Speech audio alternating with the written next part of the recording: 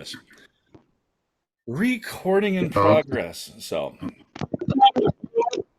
all right, welcome to Wapiti live Q&A for August 2nd. We are 28 days away from opening day here in Idaho. So, um, so I thought tonight, because I know last time we did a little bit on tuning a diaphragm reed. So what I thought we would do tonight is I'm just going to go down the line. What do I look for in calls, and why do I choose the kind of calls that I do? And what Hey, are? hey, hey, let me interrupt. Tim, would you mute your mic? I muted them. Okay, cool. That's a lot better. Oh, the background noise. Okay. So, but yeah, I just wanted to go down the line through all the different calls and talk about what I look for and why I choose what I choose and just kind of discuss those. So, okay, diaphragm reads. So typically I will have two types of diaphragm reads with me. One is a little lighter latex. Now, for me, I really like in that 4,000s and 5,000s latex, that little thicker latex. And to me, it it depends on the stretch. And so one that I'm going to carry is a little lighter latex with a heavier stretch, meaning it's stretched tighter. That is primarily my location read because when you get a lighter read with a big stretch like that, that helps you hit that high note really, really well.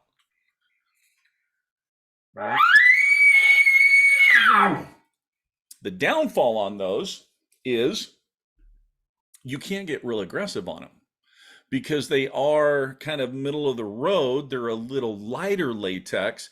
You can't get good and aggressive. So the other thing on those with your cow sounds on them,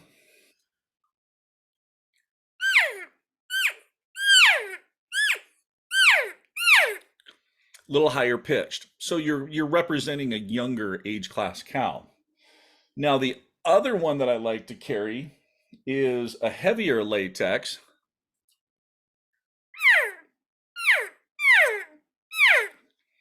Hear how that one's lower in the register? So now you're portraying an older, more mature cow. The other thing with this heavier reed is like your huffs, grunts, and whines, your growls. Now, if I do that on the lighter one,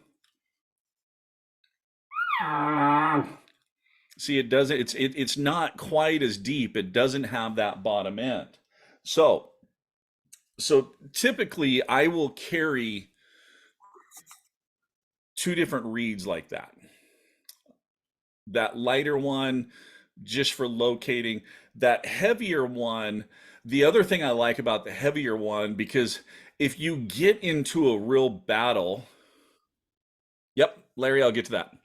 So if you get into a battle with a bull and your emotions take over, and maybe you've been practicing and it's like, okay, I got this lightweight reed and yeah, I can be really soft and delicate, but then you get in this situation with this screaming match with this bull and your emotions take over and all of a sudden you get excited and you're and you're just blowing that reed out just because you put so much into it.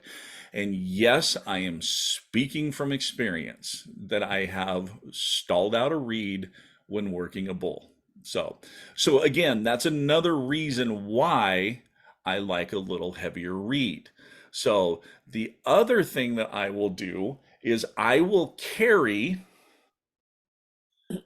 medium frames and I will carry wide frames. Reason being, medium, wide. Notice any difference? Medium higher pitch, wide lower pitch. So To answer Mr. Larry Gill's question, because he was anxious and not really waiting for me to get to this part of the show, I will let you know some of my favorite reads. So I really like the gray and the white amp from Phelps Game Calls. So, in fact, those were really my go to for a couple of years, just because the gray. So, the difference in those is the gray is your higher pitched, your white is your deeper pitch. Um, the other reason I like carrying a couple of different reeds like that is I've mentioned it before where reeds are like children and you will get on the mountainside and one of them will start misbehaving. And it could be your favorite reed, but it just starts misbehaving. So you need to take it out of your hat and you need to put it in the call case and it just needs to sit in timeout for a little while to think about what it's doing because it's not cooperating with you and it's not doing what you want it to do. So it's going to get jealous because you're playing on a different reed and it's feeling a little left out. So the next time you grab it, well, then it's going to behave and it's going to kind of do what you want it to do. So, but also too, switching. There has been times that I've been calling down to a basin and using one reed and trying, and maybe I bugled 5, 6 times down there to get a response and nothing. And then all of a sudden I go to that little lighter latex that just goes up just a little bit higher note. Then all of a sudden, bang, I get a response.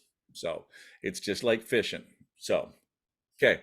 Other reeds that I like the V3 from Native by Carlton, the medium yellow, and the wide yellow. Now, obviously, the width of the frame is going to depend on your palette. Maybe you can't go medium wide, but maybe you can go narrow medium just to mix those up and change those.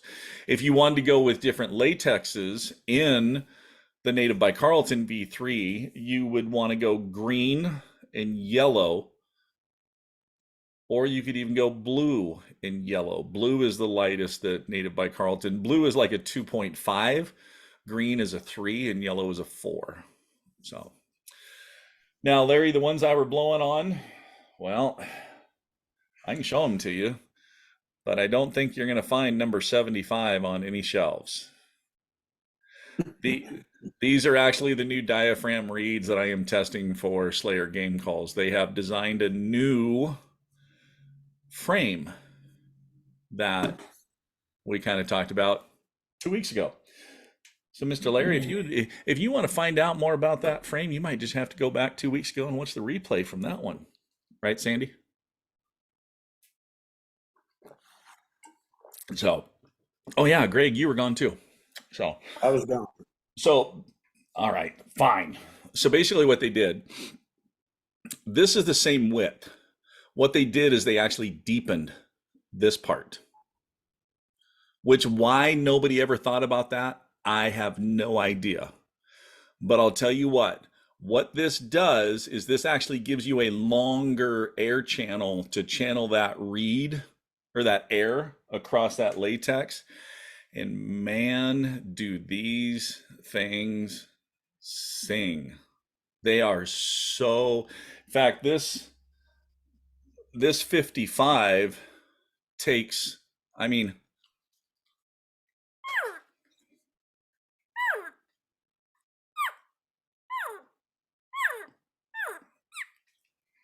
how's that for getting nice and soft on a diaphragm reed? That was quiet. And the nice thing about it, Michael, you can come demonstrate that in my hunting area anytime. perfect. But Greg, here's the cool thing about this.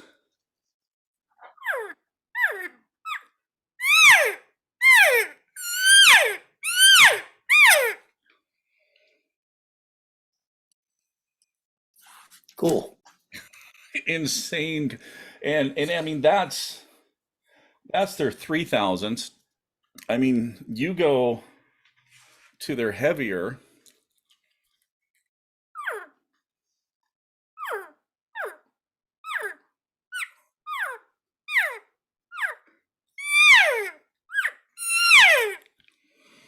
just I'm really looking forward to playing with those. So They're not going to be available for this year, so the reads that I have given you guys this so far will suffice, and definitely will be good reads that you can are they're available and you can get them now, and I would definitely recommend them. So, all right, any questions on diaphragm reads? Okay. Oh, one other thing that I will do with the diaphragm reed, I will play with where I have it in my mouth. These things I noticed running all the way forward. So really the front of it is almost in front of your canine teeth. I mean, it is way up front, but that thing sits at an angle that, man, when you lay your tongue on that long frame, you can just sit there and basically just wave your tongue on that thing and do all kinds of different things. So, all right, next up. Open reed cow calls. What I look for in an open reed cow call is I typically like a wider, and this one's really clear, so it's hard to see, but I like a wider, kind of a middle of the road reed. The problem with those skinnier reeds is they typically are really, really sharp. And the reason I like the wider,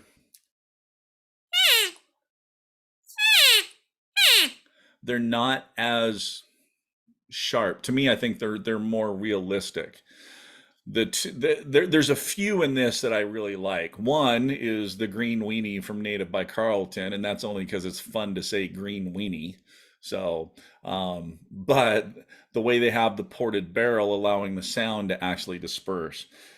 So that's the green weenie from Native by Carlton. The other one I really like is the mini mouth from Native by Carlton, which the mini mouth is a direct replica of the old fighting cow call from HS, which that call has been on the market for years and is just still today a dependable, good sounding call. So two others that I really like are the Trophy Wife from Rocky Mountain Hunting Calls and the Matriarch from Rocky Mountain Hunting Calls. Both those two have the same type of reed. The only difference is the Matriarch has a wooden barrel, where the other one has a plastic barrel.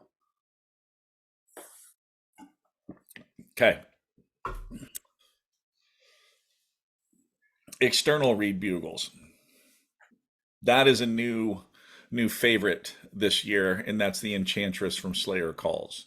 Just because of the versatility of it. You can take it off the grunt tube, you can do cow-calf sounds, you can screw it back on, you can bugle, you can lip ball, you can chuckle, you can do all of the sounds. It's really only one of, well, I think it is just about the only one that you can really do all of the bull sounds for an external reed bugle that's on the market. And that's what I look for. I look for something that's not just one dimensional. I want something that I can cow call, I can bugle, I can chuckle, I can lip ball. I want to have that ability to be able to do all of the sounds on it.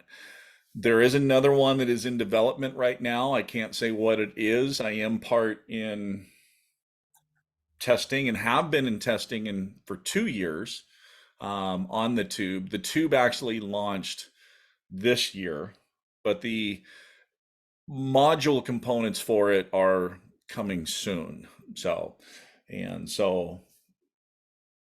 let's dive into grunt tubes. Grunt tubes are really where you can make or break your calling. Meaning there's so many different options: wiffle ball style, fold around you style, large mouth, narrow mouth, flared. So, but the biggest thing to me is I want depth. I want something that thumps and has growls to it. I want something that also has just the right amount of back pressure. So, and here's why you want back pressure. Too much back pressure helps you stabilize your notes and helps you note transition. Too much back pressure and you're almost forcing that air out. It almost dams it up and it makes it hard to call. Not enough back pressure, your air just floods through and you have a hard time with note stability. And in fact, how many of you guys have watched the 2023 Grunt Tube Challenge that I launched last week? Okay. Did you notice how sometimes when I was doing that two note bugle, some of them transitioned nice and easy, and others kind of, it was a fight to get it to transition? So, Notice it. so those that transition nice and clean have, for me, just the right amount of back pressure.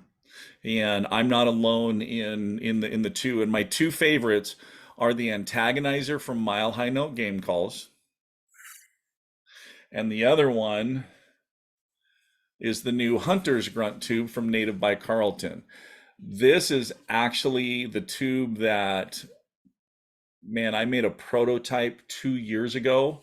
Mark Carlton and I got together and said, hey, what if we did this and this? And we started making prototypes. This is what is going to be the modular system, to where this piece comes out and you can actually put, it's about a 12-inch tube, flexible tube that you can put in this. So then this will be sticking around you, and that flexible tube will be right here to call on. And that tube will fit this mouthpiece in it, which is an acrylic mouthpiece.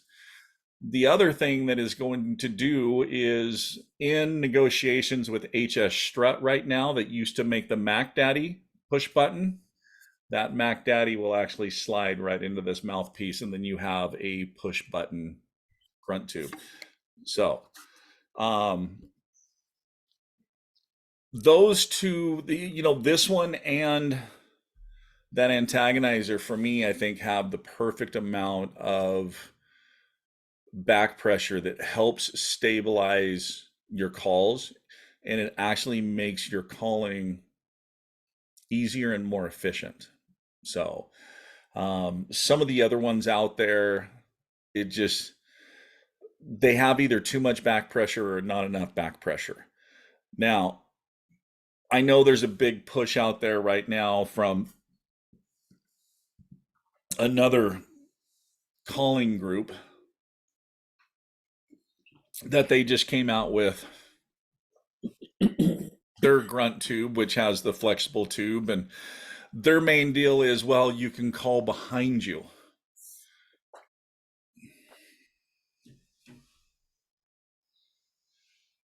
I just called behind me. So, but what's funny is, in their sales pitch, they're going to go, well, when that bull's looking at you, you're not going to be able to do this. Well, guess what? If the bull's looking at me, I ain't going to be able to do that neither. Nor shoot. Exactly. So it don't shit and matter if the thing wraps around me or if I got to turn my head. If he's, and honestly, if he's close enough to see me, I ain't making a sound anyways. So now there is a flexible tube that I do endorse. Now, I haven't called on theirs. I don't know what theirs is like, but several years ago, Rocky Mountain Hunting Calls made a tube called the Monarch. And to me, that Monarch was one of the best sounding tubes ever made. The only problem is they don't make them anymore. 2 years ago, I happened to be searching on Facebook Marketplace and found one in Missouri that was in pristine condition. So you can search, you can find them. They will wrap around the body. The other thing that I like is a bigger bell, because what that bigger bell does is that bell gives your sound an opportunity to expand. So if you kind of notice on smaller tubes that are more narrow, they don't have that depth, they don't have that volume, they don't have that big end. And you're going to hear people that are like, well, you don't want a big end like that because you don't want to sound like the biggest bull on the mountain.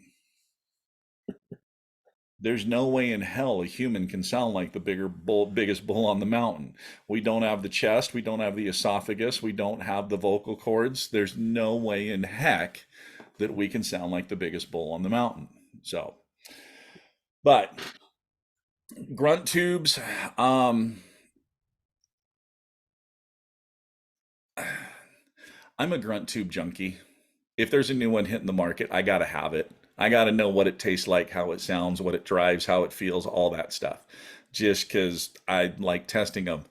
And in fact, Mark just sent me another one of those the other day because he knows how my hunting partners are, that they know when I show up to camp, they go to the blue bag. He wanted to make sure that I had mine that would be safe and I could throw another one of those in the blue bag. So if those winkers come and try to steal that one out of the blue bag, well, joke's on them. I still have mine. So, but I take different tubes. Primarily for the last couple of years, I have only used the antagonizer. And here's what's funny about the antagonizer.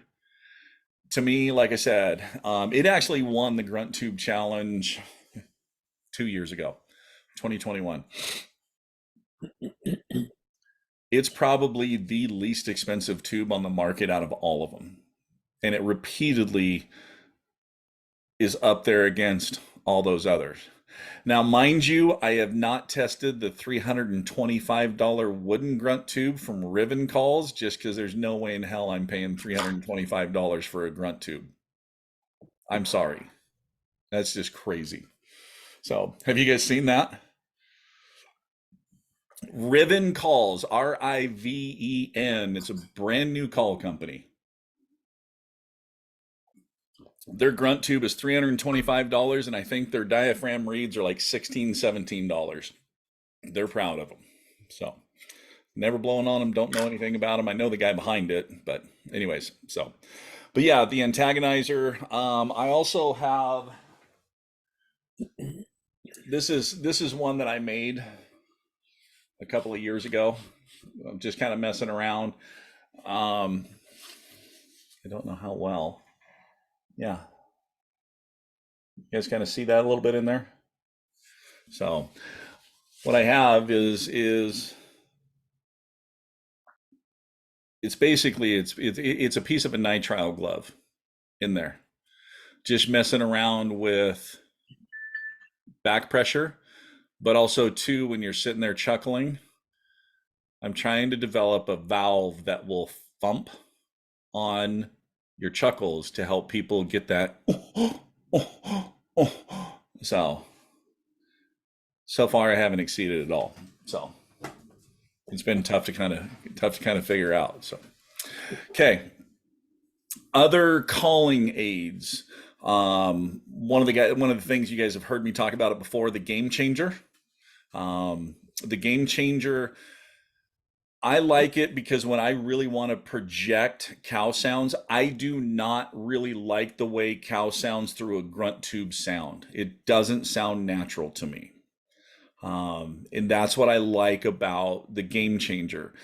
It's something that you can project your sounds, doesn't take any extra effort, but gives you that little extra volume that you need to when you want to project and add that into your calling sequence. Now I know you're sitting there thinking, going, holy crap, that's a lot of calls. I'm going to look like I have a Mr. T starter kit hanging around my neck when I go hit the mountains. So, not really. One thing I do is I always have my bino harness because my bino harness is also my pistol holster. But we hunt in such thick country, I don't even keep my binos in it. So I take my binos out. That little pouch right there is great to put the Game Changer and externals right in there. So they're right on your chest. They're not taking up room. They're easy to get to. And in fact, usually I will take the Game Changer since it has a lanyard on it, and I will hook that lanyard on one of the bino straps inside so that way I can call and drop it and it just hangs. So, so yeah, that's pretty much what I look for in calls and why I choose what I choose. What questions do you guys got?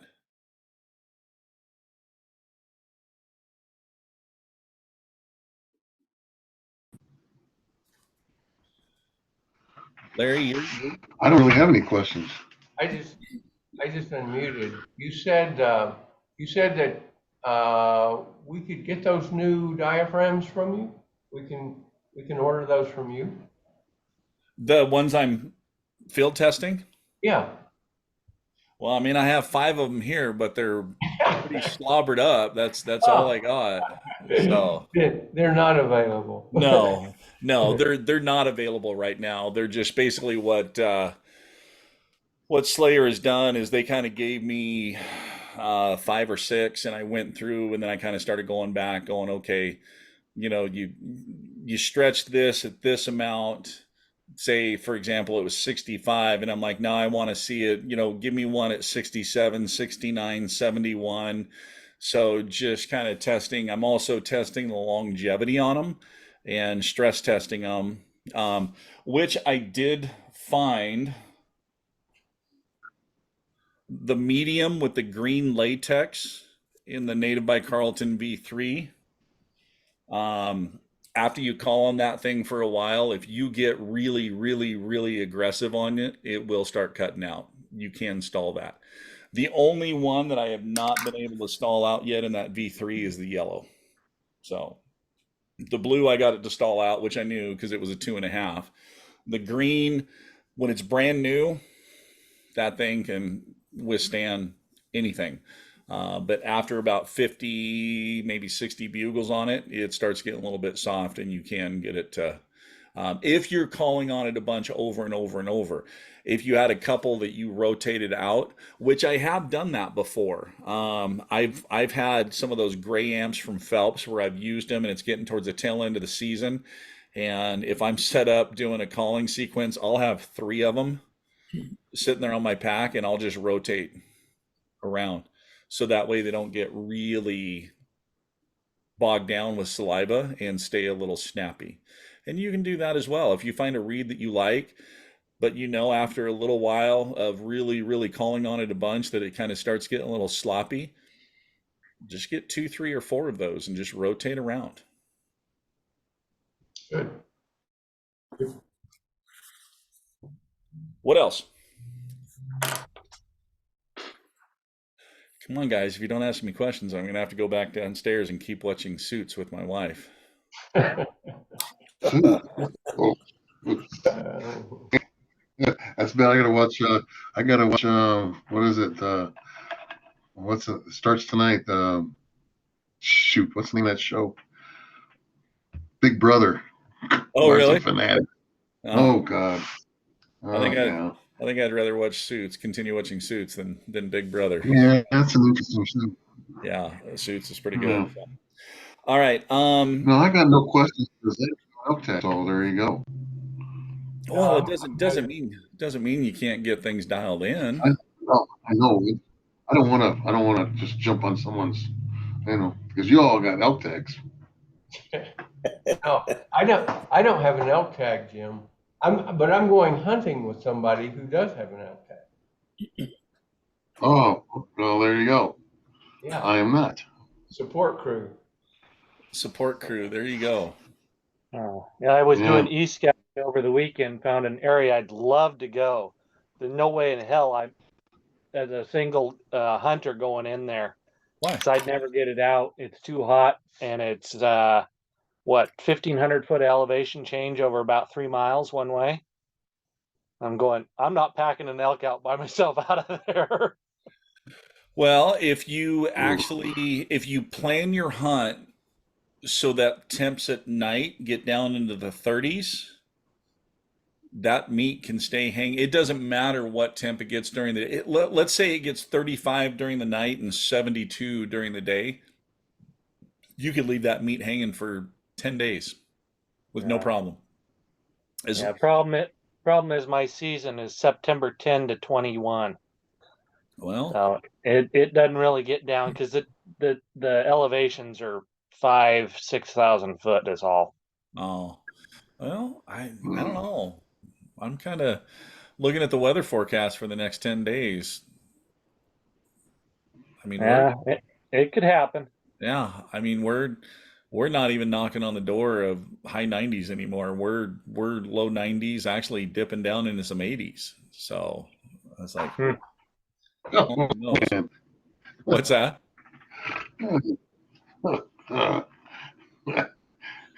I know. It's 100, supposed to be 110 here again this weekend. Yeah, I was going to say Jim down in Tucson's going to tell us what hot is. Oh man, But hey, 113. It but was, Jim, it's a little better here. We only got up to 103 today.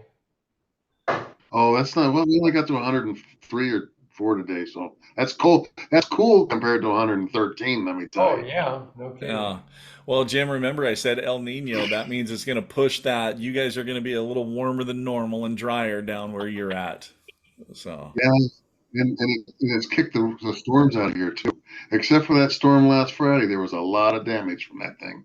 A lot of yeah, damage. we actually have a fire weather warning in effect that starts tomorrow at 2 o'clock and goes through Friday. That, yeah, lightning, wind gust up to 50 miles an hour. We actually really don't have that many forest fires burning in Idaho right now, but we'll see what happens. But I think that storm is hanging on the southern end or southern part of the state, so mountains might get lucky and it might bypass. We'll see what happens. So, all right, Yeah. guys, what else? Looks like clouds coming in. So Yeah, we've kind of had those clouds kind of off and on today, so we'll see what happens. So, all right, guys. 2 weeks from now, I was asked to do a moon discussion since this year we have two full moons in September, with one of them being a super moon, and how is that going to handle or affect the animals' activities? So, so that is on the docket for 2 weeks. That'll be the next live Q&A. that'll be a good talk. So, all right, guys. Well, as always, keep Oh, calling, keep practicing. More importantly, though, have fun, and we'll see you guys in 2 weeks. So, Thanks a lot, Michael. you bet. Be good, everybody. you know.